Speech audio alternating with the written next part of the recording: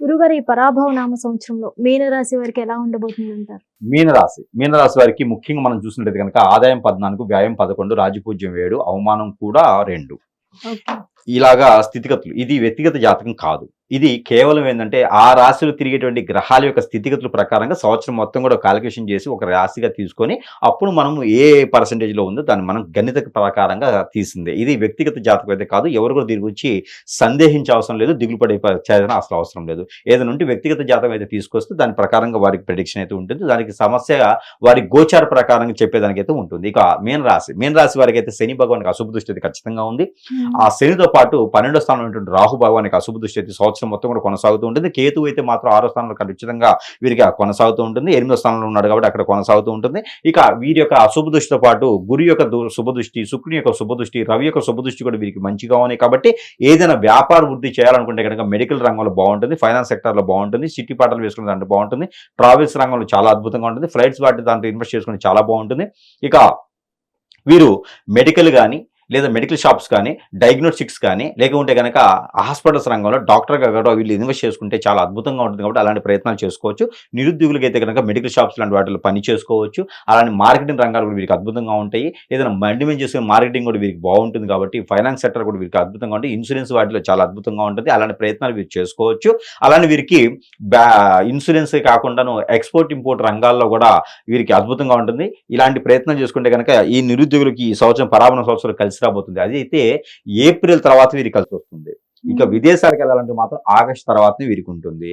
ఇక వీరికి ఆస్తమా లాంటి సమస్యలు, సైనస్ లాంటి సమస్యలు, అలానే గ్రంథులకు సంబంధించినటువంటి థైరాయిడ్ లాంటి సమస్యలు కూడా వీరికి కనిపిస్తూ ఉన్నాయి. కాబట్టి దాని దగ్గర ప్రికాషన్స్ అయితే మాత్రం ఖచ్చితంగా వీరు తీసుకుంటే చాలా అద్భుతంగా ఉంటుంది. ఇక ఈ పరాభవ సంవత్సరం మొత్తం కూడా వీరికి ఎవరికి మీనరాశి వారికి గ్రహాల యొక్క స్థితిగతుల మీద బాగుండాలనుకుంటే కనుక చంద్రగ్రహానికి దానం చేసుకుంటూ ఉండాలి. బియ్యం ఎప్పుడు కూడా చేసుకుంటూ ఉండాలి.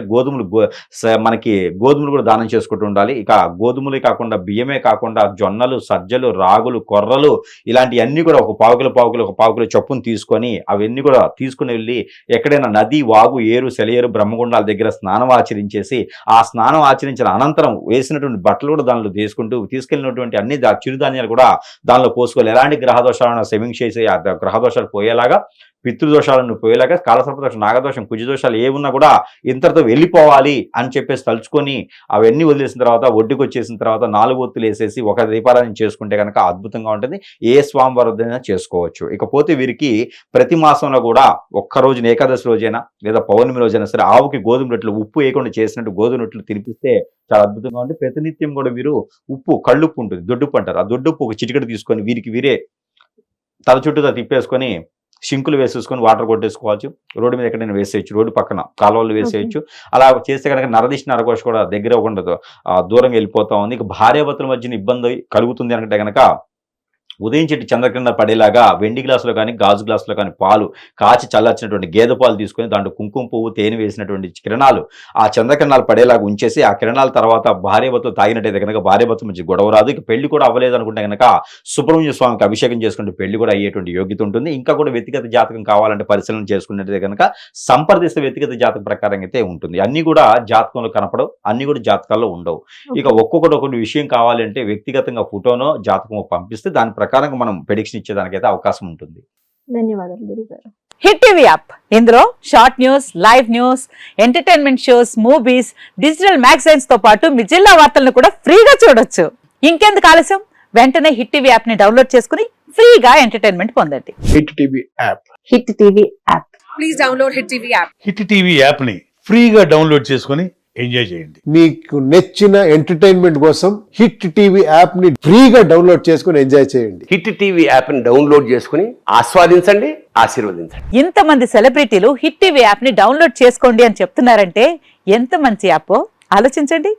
అమెరికా అమెరికాలో చదవాలనుకునే వాళ్ళకి విశ్వసనీయమైన పేరు మన శౌర్య కన్సల్టెన్సీ. UK లో 1 year masters, UK లో 1 year masters, 2 years work permit up to 5 years visa. Contact Saurya Consultancy. Contact 89851 89851.